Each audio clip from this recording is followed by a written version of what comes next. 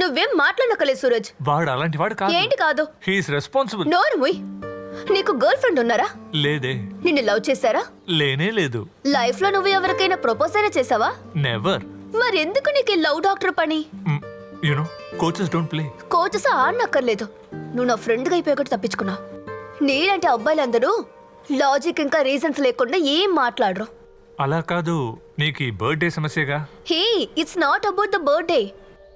ప్రతి రిలేషన్షిప్ కూడా ఇలాగే ఉంది.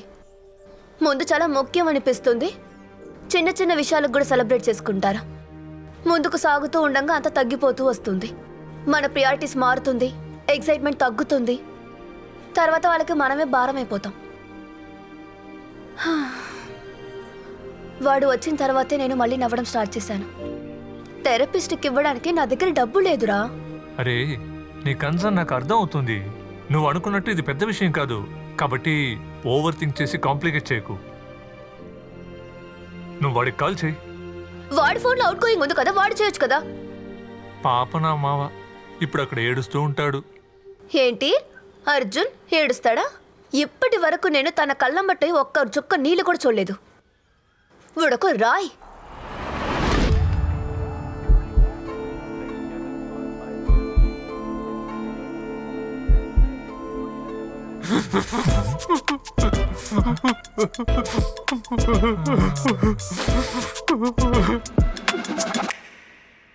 ఏంటి? ఏం లేదు.